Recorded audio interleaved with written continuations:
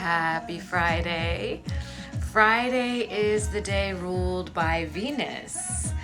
And Venus is the ruler of Libra and Taurus. And so Venus is all about the sensual feels and abundance.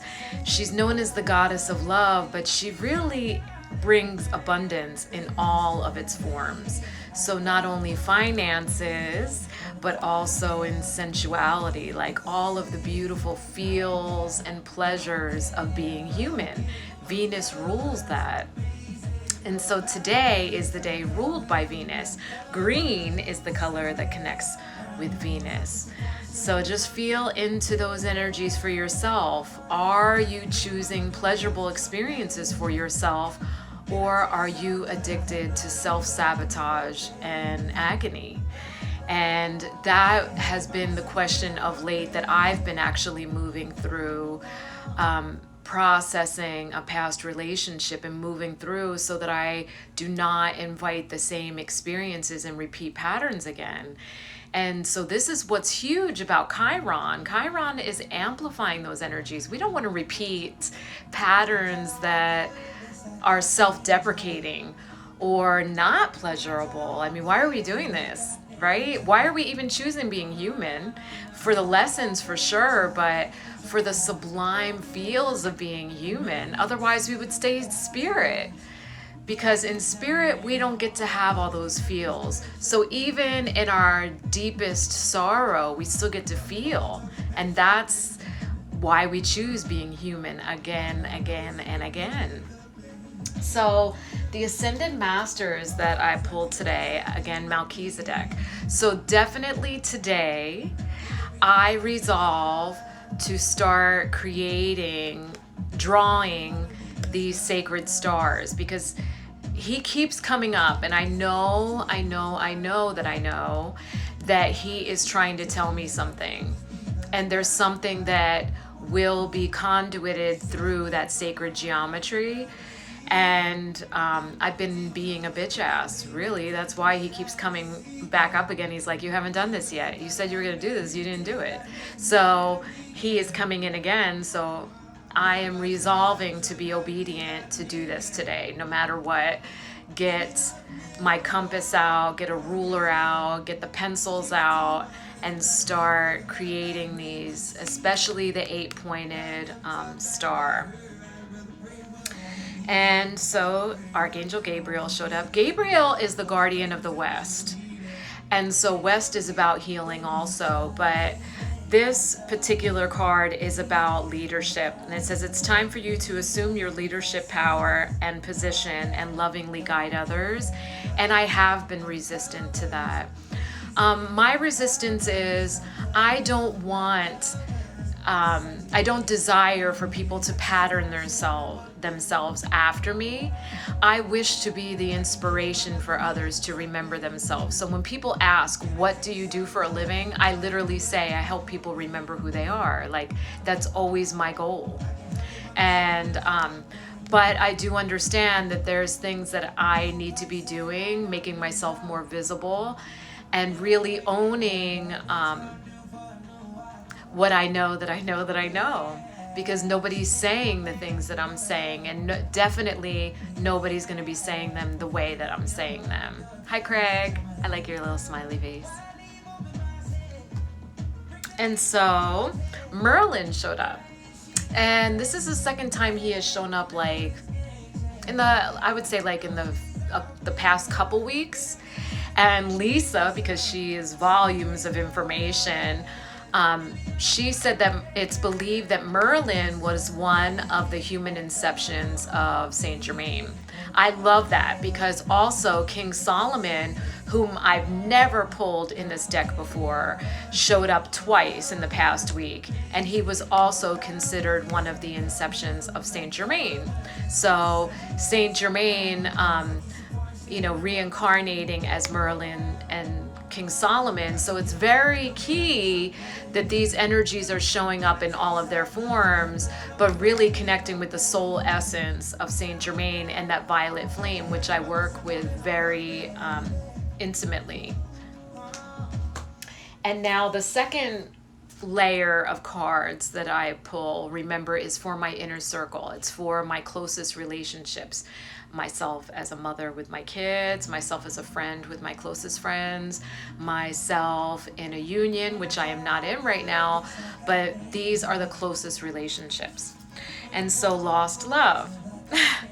And yeah, like, go ahead, twist the knife, right? But lost relationships are never really a loss. They are creating space. It's an upgrade. So see it like you're trading in a car to get, you're trading in that like Kia for a Maserati. So don't ever consider them a loss. Like, this is a universe giving you an upgrade. And and I always see losses as that. So even when someone dies, and I know it can come off really callous sometimes because I view death very differently than other people do, because I have full memory of my past lives. Like, I do really see the infinite nature of our soul and the transient nature of our human. And so I don't create attachments to that. And knowing that we come and we come. And I also know that this is my last inception. So I know that a lot of past life relationships are coming in for me to tie up those loose ends, to heal that karma, and to really like sever all ties and call back soul fragments, so that when I do transcend this body, it is final. So loss is always a gain. Becca says, I love that perspective of things not being a loss, but creating space. It's such a beautiful way to express it. Thank you, Becca. And I hope that helps others that hear that. And so it says, look at the bigger picture from my moon deck. This full moon in Sagittarius. And so this energy always tells me to step back from everything. So especially triggers. When you're triggered, always just take a step back. Don't ever react. Step back, respond, right? So in those deep emotional waves that are coming, especially now in this Chiron retrograde, really expand your perspective so that you can see all sides. And I love having conversations. So the way you can have these conversations to look at the bigger picture is ask open-ended questions. What did you mean by that? How do you feel? What made you say that? All open-ended questions create greater perspective. And then you can actually see where they're coming from. And then you could say, well, what I actually meant, or how I actually see it, is blah, blah, blah. So perfect example, I posted something just recently in my story. It was a post that I shared that said something about, if you base your value on sex, you're fucked. And I said quite literally. Meaning that if you are fucking someone because it makes you feel important, or because someone wants to fuck you, it makes you feel important, you are fucked, literally. Like, your value has nothing to do with your fuckability. That was my perspective. And he took it from, and he's been celibate for like a decade. So I can understand his frustration as well. But he said that his perspective was actually creating that relationship with somebody, saying, this is a need of mine. This is a basic primal human need. And I said, oh, no, that's not even coming from that side. But if you're going to come from that angle, like, that's casual fucking. This is a basic primal need, please fuck me. Like, that's even worse. But I'm saying, like, if you are saying this person wants to fuck me so that I have value, look, there's plenty of people walking around that are fuckable, but they don't have depth. They don't have any true value to help anyone grow or evolve. And that's just the skinny of it. That is the truth. And this is not coming from ego. This is like basic facts, y'all. Like, there's a lot of pretty shiny things. This is the fool's gold. These are the things that are being revealed right now. Like, what are you going for? Surface level? You know, because there's lots of water that's super pretty, but you can't drink out of every pool. You see what I'm saying? Like the Salton Sea, if anybody's ever seen that, the salt content is so high it kills fish. Like nothing can live in that water, but it's beautiful. If you step up to the shore of it, it's beautiful, but you can't drink it. You see what I'm saying? So there's plenty of fuckable people walking this earth plane with us, but you dip in that pool, you will be tainted yourself. Not only does it put you at physical risk of STDs, STIs, I mean, that's like surface level shit. But I'm talking about the depth of like leaking sacred energy where it's not deserved. Like, come on, be more discerning. Elizabeth says, it would be nice if a lot more people understood this. Yes, it would, especially masculine energy, because masculine energy is why this has gotten so fucked, seriously. And so I love this card. This card says, surrender to the sweetness. And it says, Venus energy, pleasure, joy, make love to life. And I love that this card came up for me. I've never pulled this card before. This is a new deck anyway, but for it to come up on a Venus day, I am like overjoyed. I am smiling soul deep that this card came up on a Venus day. So this talks about what I opened today's live with, like choosing the pleasurable experiences. And so here's the thing, choose the pleasurable experiences that will actually have value, because you can fuck that pretty shiny thing, but when you walk away from that, you're gonna spend a whole week trying to recover energetically from sharing space with somebody who didn't deserve to be up in your honeypot in the first place. So really be discerning. But the purpose, really, like the most sublime experiences of being human are the pleasurable ones. So eat a good meal, smell the good smells, feel the good feels. Do something pleasurable for yourself. Soak in the tub, walk barefoot in soft grass, get a massage, do something lovely for yourself.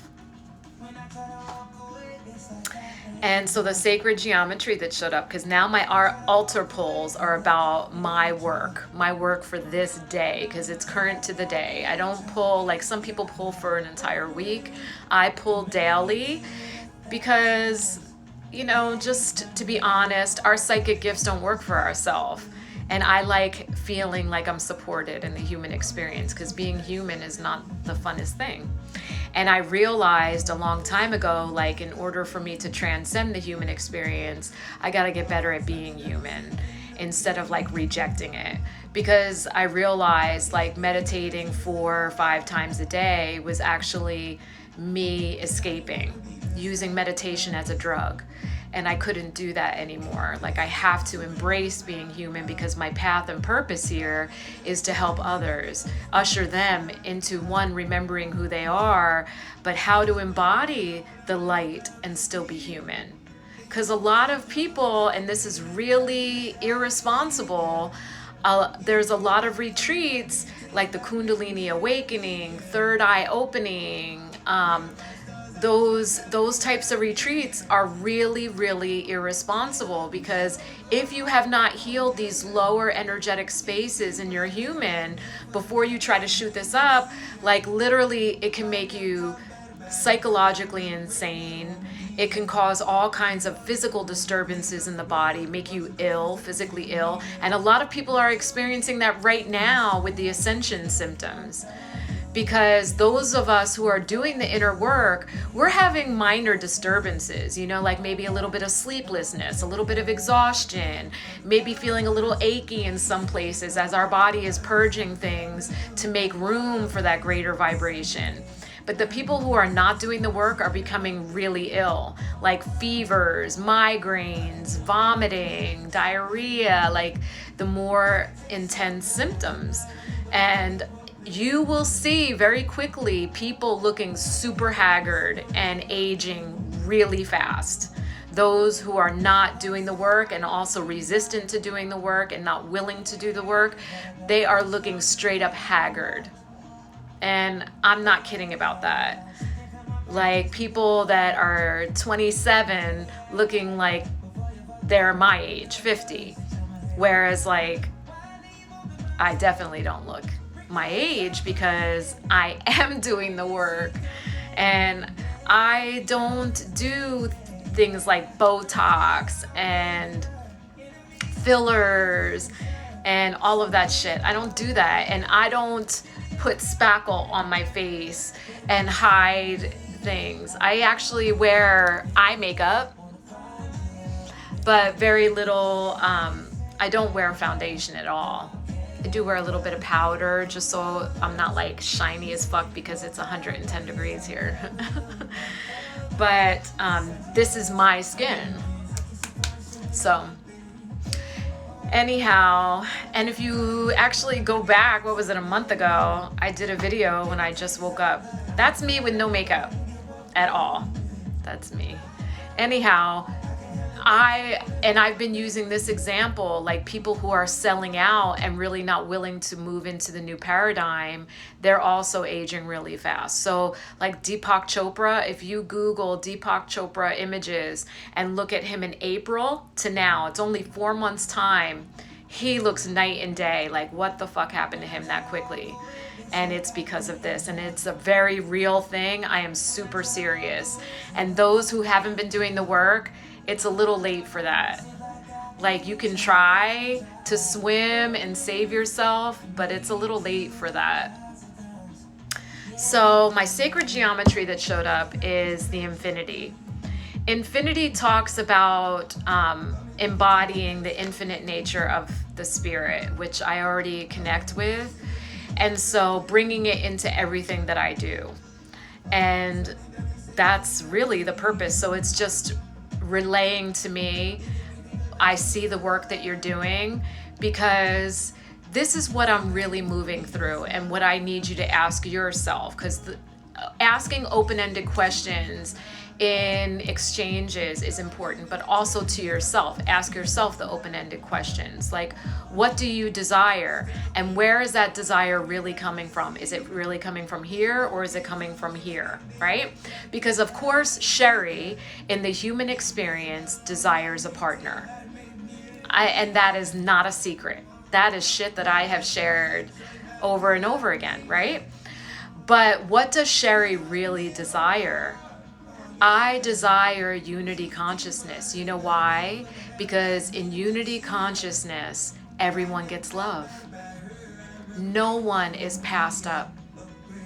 And what really brought this into my experience and why I started becoming more thoughtful about this is because there's a man that I grew up with, and he just turned 50, and for his 50th birthday, he went to Vegas.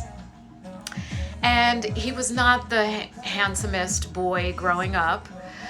We were in school together, and he was socially awkward. So he didn't have a lot of friends, but very charismatic and very kind. Like he was always trying to talk to everybody, and people were creeped out by him because he was always trying to like make friends with everybody.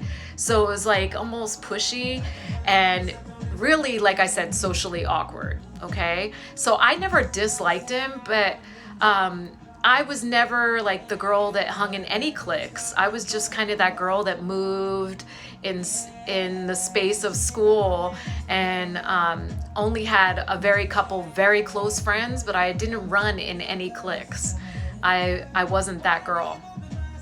And so I wasn't hated, but I wasn't like loved. You know what I'm saying? I just kind of existed there. And everybody knew who he was. So he was that kid, but he wasn't like the prom king. You know what I'm saying? So anyway, he recently posted something and he said, and it really hurt my heart, but he said, every time I travel, I realized how ugly I really am. Oh, and that hurt my heart for him, like so deeply, because yes, like even in high school, he didn't have girlfriends. I didn't even have my first boyfriend until senior year. And he wasn't even at my school. So it's like it's like the exact opposite for me. Every time I traveled, I got to feel pretty. But in the high school, it's like people didn't even see me. You know what I'm saying? So like even on Facebook, like when I post very controversial shit, because I do tend to shake shit up a lot, the people who are normally attacking me are those people that I grew up with. And I'm like, you don't even fucking know me. Like, you sat on the bus with me, but you don't know shit. But I knew your whole motherfucking life. But anyway, so it's interesting that, and I reflected on that, like, he deserves love. He's 50 and he's never experienced like love. That hurt me. And I was like, oh, Sherry, what do you really desire? I'm not like asking for love for just him. I think I think everyone like him deserves love. Everyone like me deserves love. Everyone like you deserves love. So what is that? That's unity consciousness, where we all in our uniqueness get gifted the grace of love without conditions, without motherfucking conditions. And that's just what's right. That there's no hierarchy, that we're not chosen on these earth suits, but chosen by our frequency, so that when someone of equal frequency comes into our reality, we actually get to raise that frequency. And if you look at that podcast that I was a guest on the other night, I posted the link.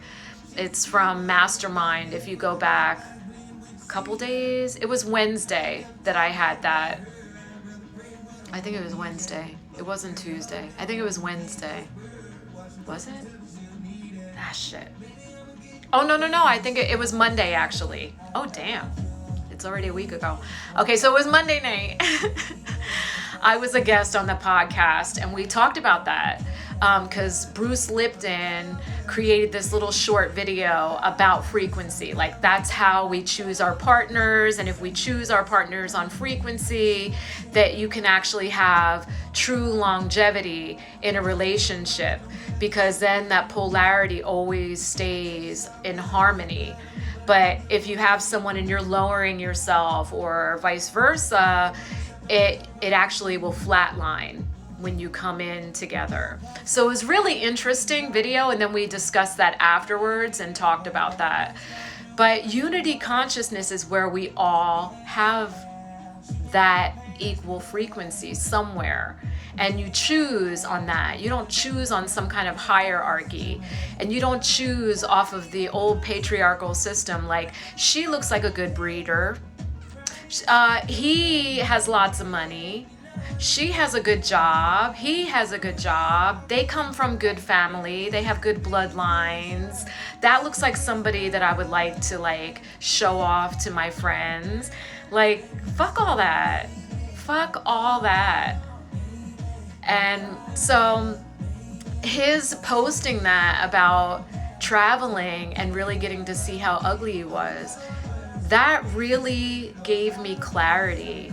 And that's the gift of someone else's perception, when you really like listen, when you really stay present and observe, instead of looking at that and saying, wow, he's just another person posting and crying, wah. Like, you actually reflect on what you're reading and what is it showing me, because everything that shows up in your reality is you. How can you deeper heal? And it's true. It's just like Yeshua said, those that are closest to you will never see you. And it's true. So those people that I was in school with, I wasn't like the pretty girl, but you look at that now, like literally I had some dude send me a message on Facebook and he goes, we must have been in high school together because we have so many mutual friends and they're all from high school. He goes, but I don't remember you. How could I miss you? And I literally was straight up with him because I am radically honest. I said, yes, we were in history together our senior year, but you were a dick. And he's like, whoa, but I don't know how I missed you. And I said, well, you were high like 90% of the time. But, and so he went on to like kiss my ass and tell me how beautiful I was and everything, but he is a hot damn mess. And most of the people are like, I may have been a late bloomer, but I'll tell you what, like those people that peaked in high school, they're not faring very well right now. And so thank you, Sherry, for choosing the earth suit for this path, because you know what? I think this actually is working out better for me because there ain't not a damn person in high school that I wanted to date. So anyhow, just saying. Right, sister? Sisha, you're laughing because you probably had the same experiences, right? Like, or at least observed those things happening. Like the prom queens and the pretty girls, like how are they looking right now? And like the prom king, holy smokes, man. Like, and I have not been to any of my class reunions, like not even interested. Totally not interested. Like, so not interested. And that's the whole hierarchy. Like that, there's so many adults, like grown ass adults, because I'm 50, grown ass adults that never left high school. Literally never. Here, they never left high school. They are still fighting, and that's why males are having such a hard time moving into the new paradigm. Because on some level, they believe themselves to be like the star player or the star quarterback or the alpha male. But moving into the new paradigm, they have to realize like male is not the true power of Earth. It's female. And the highest, most divine path of male is to be of service to the female, to be that foundational support, to be that ironclad rock for her. That is the highest path for male. The highest path. It's not to be in charge. It's to actually hold her so that she can really surrender and become the chaos that she is, because that's the space of real creation. And I'm not even talking birthing a human. I'm talking about birthing real motherfucking change. It's only women that can do that. And we've been stifled for millennia and millennia. So let's move into that, sisters. And I know that the males that watch my videos are totally on this. They're not the ones that are in resistance. But the males that are in resistance, you're feeling it and you're seeing it, because those are the males that are now trying to hold on to old paradigm. They're also looking for that pretty shiny thing to numb out. They're really trying to hold on. And the women, the strong women that are in partnerships with these men, it's like, stop being a bitch ass. Like, I can feel rage moving through the collective in those stronger females. And I just like implore you and beg you, please, please, please resist all urge to go into your masculine. Like, really hold stillness and stay in your feminine when they're having their temper tantrums, so that we can teach them. And then when they're done, say what we are not going to do anymore. And when you do that, that is the divine masculine that's within you defending the divine feminine, so that he actually then has to rise up and realize my highest path is to be her support, because she really is the power. Like, this is the whole point of Chiron going in retrograde and meeting his divine feminine partner in the sky, Chariklo. so that they can have that communication. Because he's like, I thought I could heal this on my own, but I can't. So you, divine, feminine, Shariklo, how can we do this together? Let's communicate.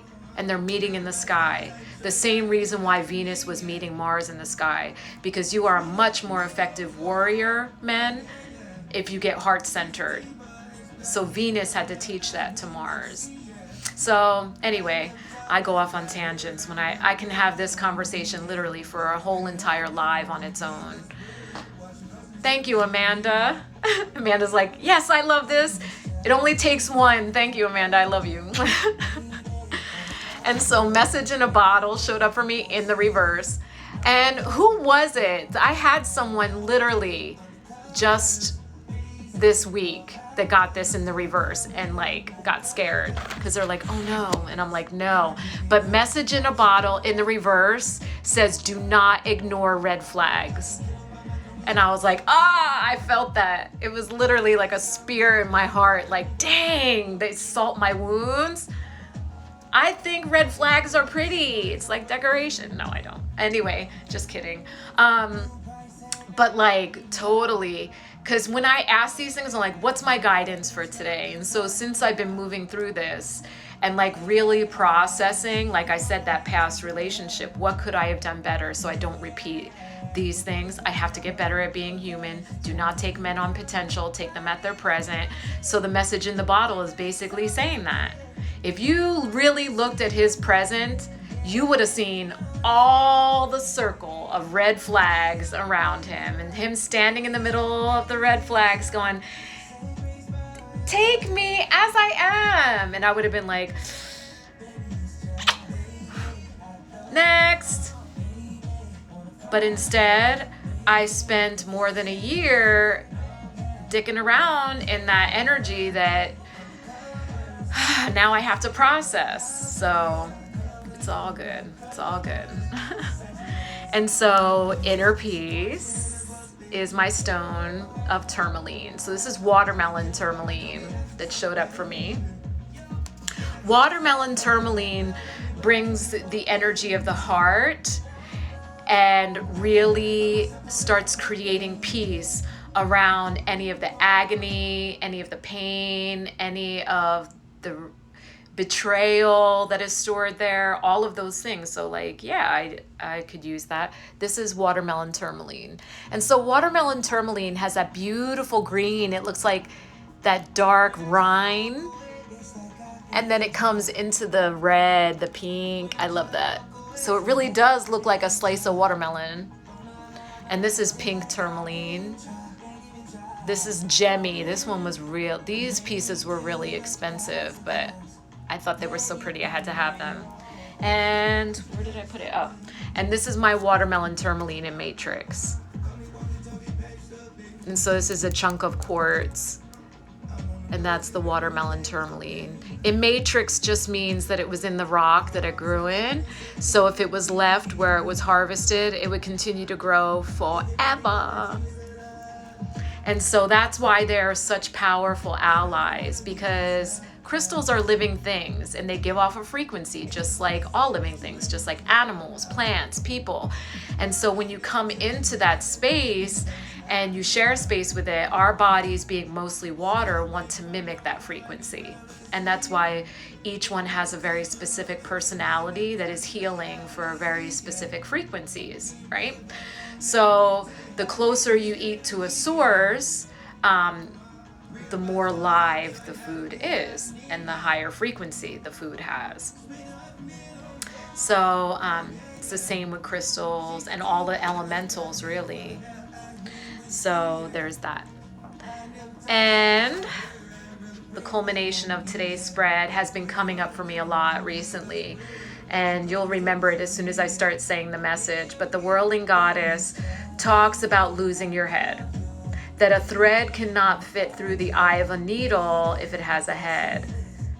So you have to lose your head to fit through the eye of the needle. And basically saying, like, it doesn't matter if the door is closed because you're meant to go through the keyhole. So instead of wasting your time trying to figure out how to get the door open, Just lose your head and go through the keyhole. But I love this because this is another reminder that says you are at a place of your spiritual path right now that if you try to be logical, it can actually affect your path in a negative way.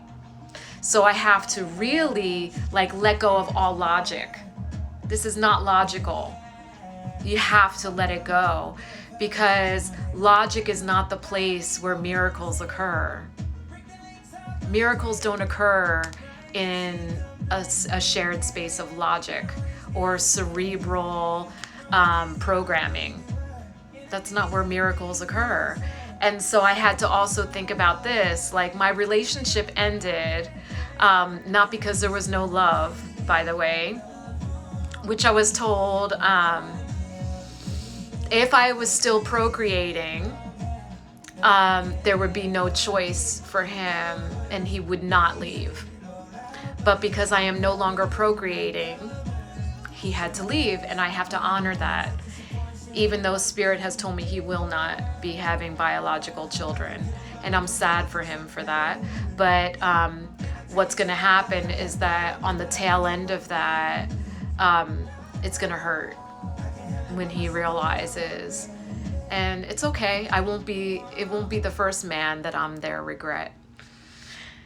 Not to be harsh, but truthful. So this is all about that. What part of you is being too cerebral in your plan making? Because I don't make plans. Sherry's not a planner.